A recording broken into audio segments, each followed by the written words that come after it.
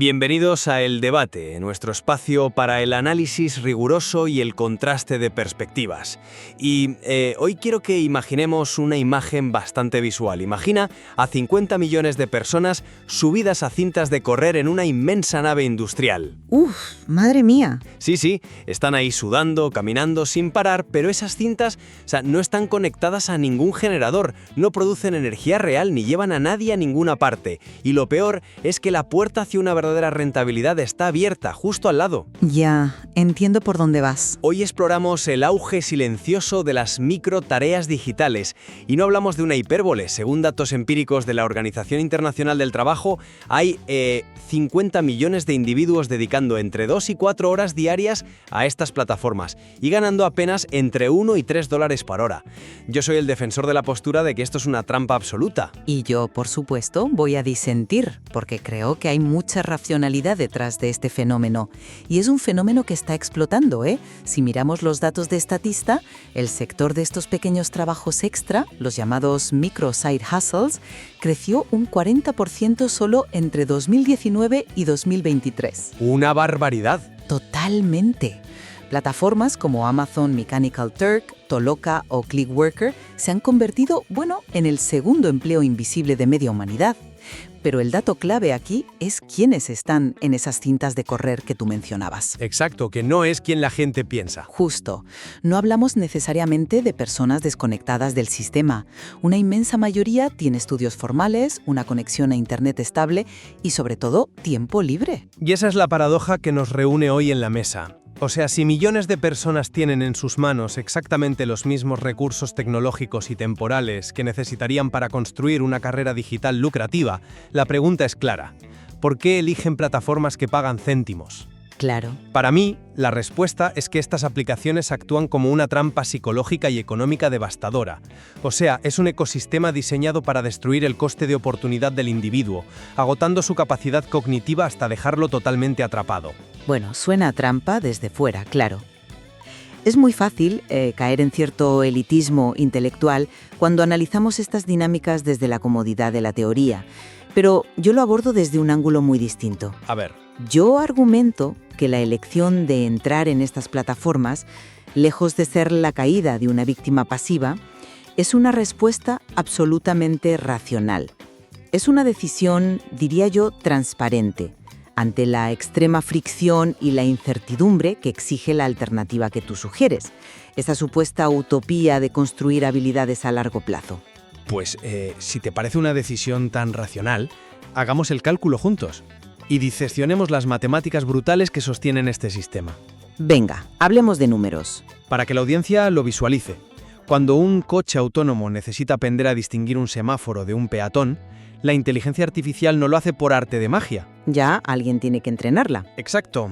Alguien, en algún lugar del mundo, está cobrando literalmente un céntimo por dibujar cuadraditos alrededor de semáforos en miles de fotografías. Esa es la mano de obra humana invisible que sostiene la ilusión de la IA. Un usuario promedio, fíjate, dedica unas 3 horas al día a esto. Sí, más o menos es la media. Y después de saltar de una tarea a otra, puede que gane 5 dólares. Sobre el papel, parece que hablamos de $1.60 por hora. Pero ese número es un espejismo absoluto. Un espejismo porque estamos ignorando la fricción de la propia plataforma, supongo. El tiempo de búsqueda, ¿no? El tiempo de búsqueda, los periodos muertos de recarga de la página y lo que es más sangrante, el rechazo algorítmico. Y me detengo a explicar el mecanismo detrás de esto porque es crucial. Ajá. El rechazo algorítmico no es un error informático, es una característica central del diseño del negocio. En lugar de contratar supervisores de calidad, estas plataformas envían la misma fotografía a 3 usuarios distintos. Si tu respuesta difiere un poco de la de los otros 2, el algoritmo te rechaza el trabajo. Y no cobras absolutamente nada. Ya, o sea que asumes todo el riesgo. Exactamente. La empresa obtiene un control de calidad gratuito y transfiere el 100% del riesgo financiero al usuario. Si consolidamos todo ese esfuerzo real y el tiempo perdido, el ingreso neto cae drásticamente por debajo del $1 por hora. 3 horas al día los 7 días de la semana son 84 horas al mes por unos $150 en el mejor de los casos. A ver, los números brutos son precisos, no te lo discuto. La rentabilidad por hora es ínfima, eso es evidente. Una persona podría aprender los fundamentos del desarrollo web, estudiar copywriting o dominar herramientas de diseño. Claro, La famosa alternativa idílica. No es idílica, es realista. Cualquiera de esas rutas, si se mantiene durante 6 meses, tiene un potencial de generar ingresos que multiplican por 10 esa calderilla. En economía, el coste de oportunidad es implacable. Es el valor de la alternativa que dejas morir. Por eso hablo de una trampa. Estás consumiendo tu recurso más escaso, tu tiempo vital, a cambio de céntimos, mientras el tren de la movilidad social pasa a tu lado. Es un argumento convincente, ¿eh? Desde la óptica de una hoja de cálculo. Pero permíteme aterrizarlo en la realidad. Tu cálculo del coste de oportunidad asume una causalidad directa que es, cuando menos, bastante cuestionable. ¿En qué sentido? Asumes que si un usuario no estuviera etiquetando fotos a las 10 de la noche, estaría automáticamente programando en Python o diseñando webs. Y eso es una falacia fenomenal. Bueno, yo no digo que sea automático, pero la capacidad está ahí. Sí, pero si esa persona no estuviera en Toloca, muy probablemente estaría haciendo un consumo pasivo en redes sociales. Estaría en TikTok, ganando exactamente $0 y adquiriendo 0 habilidades. Pero eso no invalida el hecho de que la energía se está gastando en una plataforma que no ofrece absolutamente ningún crecimiento. 0. No lo invalida, no, pero cambia el marco del debate por completo. Dices que estas aplicaciones son una trampa, pero su propuesta de valor es posiblemente la transacción comercial más honesta que existe en Internet hoy en día. Honesta. ¿Pagar 50 céntimos te parece honesto? Fíjate en el gancho publicitario de Mechanical Turk o Toloca. Es cristalino. Te dicen sin entrevistas, sin currículum, sin jefe, en tu tiempo libre. Y cumplen religiosamente. La barrera de entrada es literalmente 0. Ahora, comparemos la honestidad de esa transacción con tu alternativa. Mi alternativa fomenta el crecimiento personal. Sí, pero la cruda realidad de aprender copywriting o programación, que se romantiza constantemente en Internet, exige una travesía por el desierto que es brutal. Exige esfuerzo, claro, como cualquier cosa que merezca la pena en esta vida. Exige mucho más que esfuerzo. O sea, exige estudiar durante meses sin ver un solo resultado tangible. Exige lidiar con el síndrome del impostor. Implica buscar clientes que te van a ignorar. Y requiere trabajar gratis al principio o por tarifas humillantes, solo para conseguir un buen testimonio que te permita arrancar. Ya, pero ¿es una inversión? Pero ponte en la piel de alguien que llega a casa a las 9 de la noche después de su trabajo principal. Está exhausto y necesita sentir que tiene algo de control. La certeza inmediata de ganar $5 hoy es infinitamente más valiosa y más racional que la promesa estadística de ganar $2.000 el año que viene. Entiendo por qué piensas que es una decisión transparente. Sobre el papel, el contrato está claro. Pero permíteme ofrecerte otra perspectiva mucho más oscura. Porque no podemos hablar de elección racional cuando el producto está milimétricamente diseñado para explotar nuestras vulnerabilidades neurológicas. Ah, ya vamos con la neurociencia. Es que es fundamental. El usuario no vuelve a la plataforma tras ganar $3 porque haya hecho un sofisticado análisis de coste-beneficio. Vuelve por la dopamina. Te refieres a la interfaz, supongo, al diseño adictivo que comparten con casi cualquier aplicación hoy en día. Voy más allá del diseño adictivo genérico, la verdad. Me refiero al mecanismo exacto que el psicólogo B.F. Skinner descubrió con sus cajas de condicionamiento operante. Skinner demostró que si le das a un sujeto una recompensa predecible siempre que hace una acción, termina aburriéndose. Ajá. Pero si introduces el refuerzo intermitente variable, es decir, si la recompensa es impredecible en su frecuencia o cantidad, el cerebro se engancha obsesivamente. ¿Como en un casino? Es el motor biológico de las máquinas tragaperras, exactamente. Y estas plataformas lo han calcado. Completas una tarea aburrida, la envías, no sabes cuándo te la aprobarán ni si la rechazarán por ese algoritmo que mencioné antes, y de repente la pantalla destella en verde más $0,35. El microestímulo visual, claro. Ese estímulo inyecta un pico de dopamina enorme. Te genera una ilusión de productividad a cortísimo plazo. Sientes que avanzas, aunque financieramente sigas exactamente en la casilla de salida. A esto tenemos que sumarle el ecosistema tóxico de las redes sociales. Bueno, ahí sí que hay mucha tela que cortar. Muchísima. Si abres TikTok o YouTube, la cantidad de creadores, entre comillas, vendiendo humo es colosal. Vemos constantemente vídeos de personas clamando «Gano 3.000 euros al mes rellenando encuestas desde mi sofá». El cerebro humano está cableado para aferrarse a las narrativas de éxito sin fricción. Ya, el sesgo de supervivencia clásico. Justo. Pero el algoritmo de las redes oculta el inmenso cementerio de fracasos.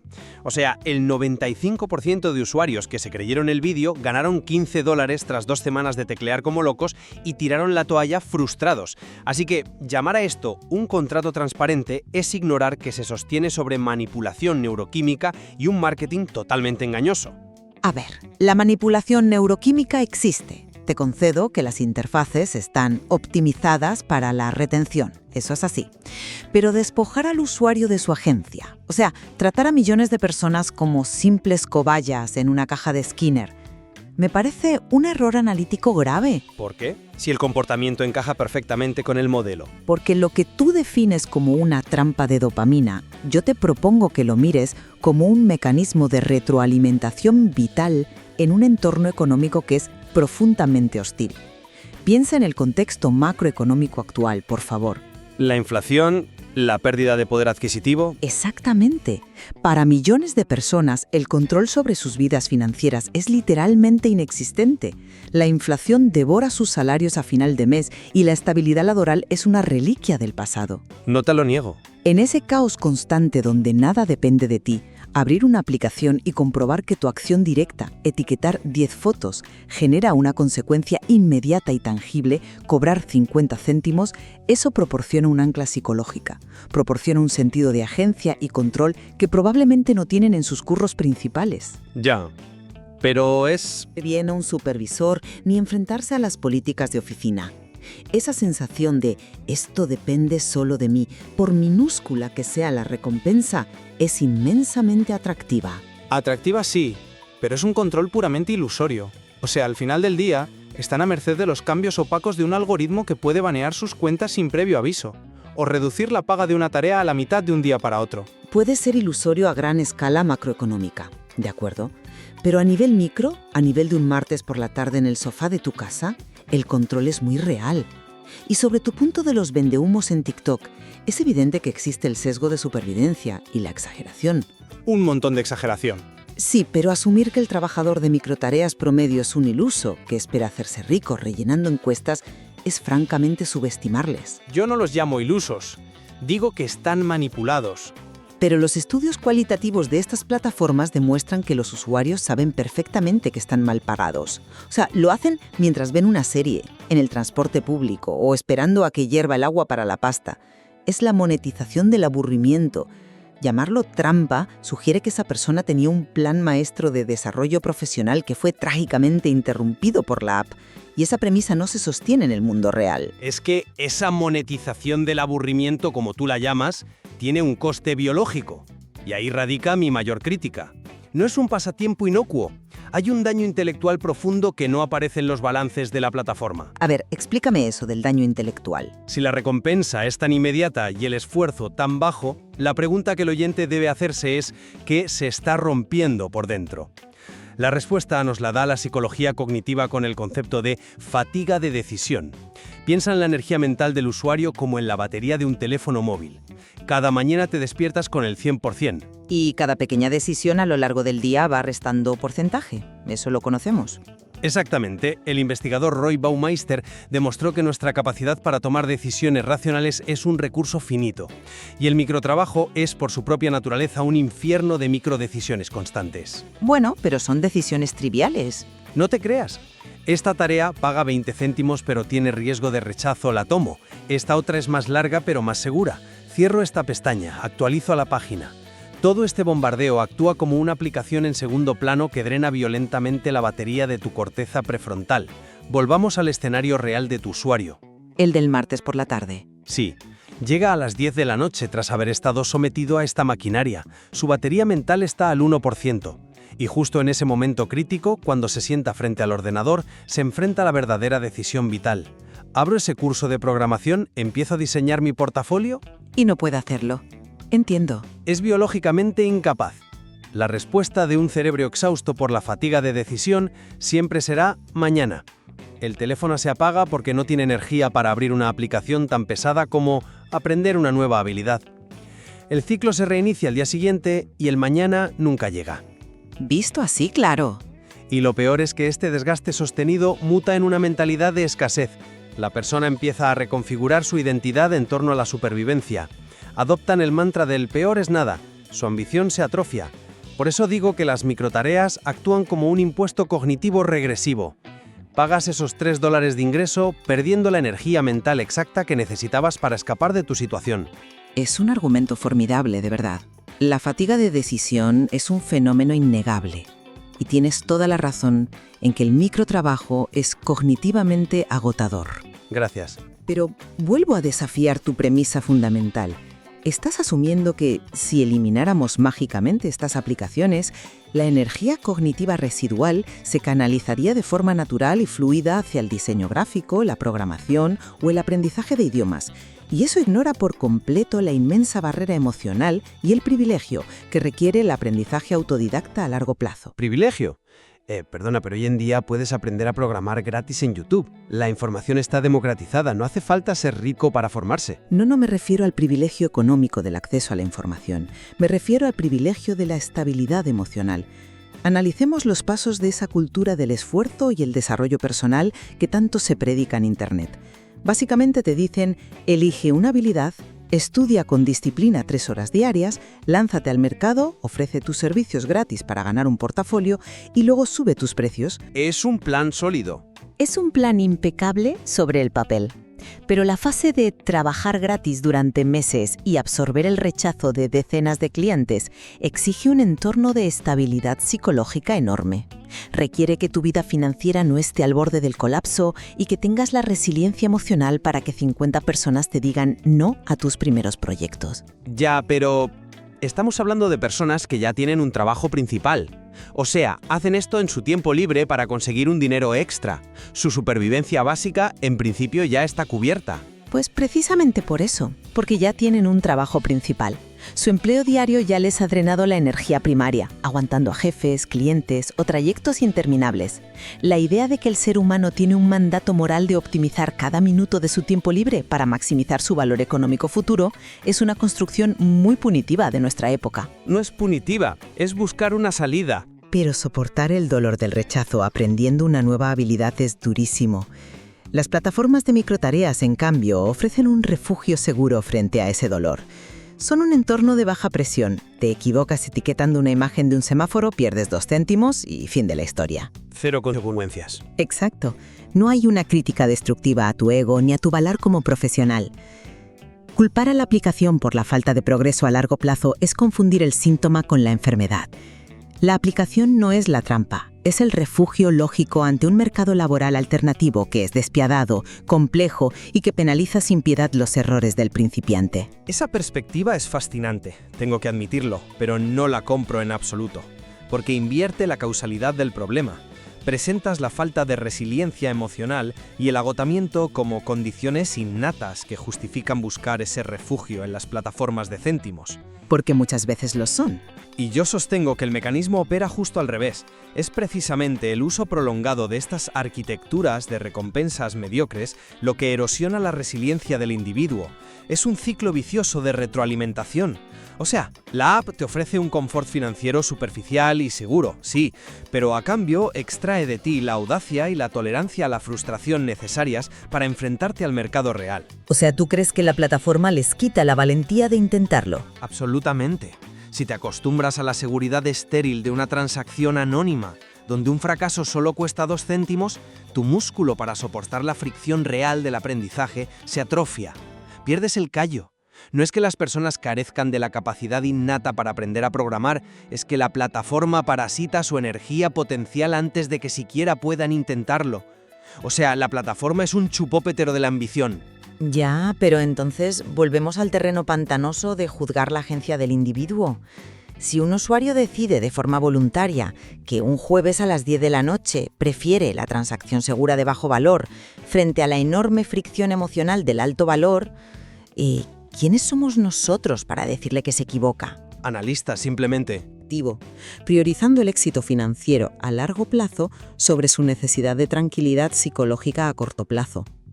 Nadie les obliga a abrir la aplicación. Pero, ¿podemos hablar realmente de decisión voluntaria cuando la tecnología está optimizada para eludir el córtex prefrontal y atacar directamente al sistema límbico? Cuando te enfrentas a una interfaz diseñada por miles de ingenieros para maximizar tu tiempo en pantalla, la noción tradicional de libre albedrío se queda muy corta. No es una lucha justa. Es cierto que el diseño persuasivo inclina la balanza. No podemos ignorar el peso del algoritmo. Pero para aterrizar este debate antropológico en la realidad que nos ocupa, la existencia de esta industria masiva nos demuestra que existe una demanda genuina. Hay una necesidad social profunda, no solo de ingresos suplementarios, sino de tareas de baja exigencia cognitiva. Aunque el pago sea irrisorio. Sí, porque la utopía de que 50 millones de personas construyan su propio negocio de copywriting o programación sencillamente no es escalable. El ecosistema digital, seamos realistas, no podría absorberlos a todos. Que no sea fácilmente escalable no justifica que aceptemos como inevitable un modelo que extrae tiempo sin devolver valor real. Y aquí me gustaría recoger los hilos de mi argumento. Adelante. Para mí, el verdadero coste de las microtareas digitales jamás podrá medirse en los céntimos que se acumulan en el balance final del mes. El impacto real está en las montañas de valor destruido por el coste de oportunidad. Ya. Se mide en el desgaste biológico de nuestra capacidad de tomar decisiones complejas y en la perpetuación de una mentalidad de escasez, todo ello bellamente empaquetado bajo la falsa ilusión de la productividad. Bueno, yo mantendría mi visión en el pragmatismo del presente. La atracción gravitatoria de estas plataformas no es un engaño malévolo, sino que radica en su inquebrantable honestidad transaccional. En un mundo caótico ofrecen un refugio predecible y de cero fricción, frente a un camino alternativo que exige meses de esfuerzo no remunerado y una enorme capacidad para absorber la frustración. Un peaje emocional que, seamos sinceros, no todo el mundo puede permitirse pagar después de una jornada laboral de 8 horas. Creo que, llegados a este punto, ambos podemos coincidir en la inmensa complejidad del comportamiento humano ante este mercado de la atención. Existe una tensión brutal e ineludible entre el confort biológico del estímulo rápido, ese destello de 30 céntimos, y la dolorosa incomodidad que requiere cualquier cambio de trayectoria vital a largo plazo. Sin duda. Y como en casi todos los debates profundos, la realidad escapa de las visiones binarias. El ecosistema digital es lo bastante inabarcable como para albergar tanto la ambición de quien está dispuesto a sufrir meses para ser ingeniero de software, como la necesidad transitoria de quien solo busca pagarse una suscripción a Netflix clasificando imágenes desde el sofá. Claro, ambas realidades coexisten. Lo fundamental no es demonizar la herramienta, sino comprender a la perfección cómo los mecanismos de la plataforma interactúan con nuestras propias vulnerabilidades y necesidades. Exacto. El propósito de este análisis no es dictar sentencia ni declarar un bando vencedor, sino hacer visible la maquinaria invisible que dirige hacia dónde va nuestra atención. Por eso me gustaría dejar a quienes nos escuchan con un experimento mental. Me parece una gran idea para cerrar. ¿Cuántos de los que están al otro lado han descargado alguna vez una de estas apps por curiosidad? La próxima vez que tengas una hora libre y sientas la tentación de encender esa pantalla para entrar en el ciclo de recompensas inmediatas, hazte una pregunta brutalmente honesta. Pregúntate, ¿esta pequeña acción me está construyendo un puente hacia donde quiero estar dentro de 2 años? ¿O simplemente me está manteniendo ocupado para no pensar en el presente? Es una pregunta dura. Lo es, pero la respuesta a esa pregunta solo la tienes tú. Piensa en esa inmensa nave industrial y en los millones de personas en las cintas de correr. Las pantallas brillan y el esfuerzo es muy real. Pero recuerda, siempre, tienes la opción de apagar la pantalla, bajarte de la cinta y ver hacia dónde te lleva la escalera.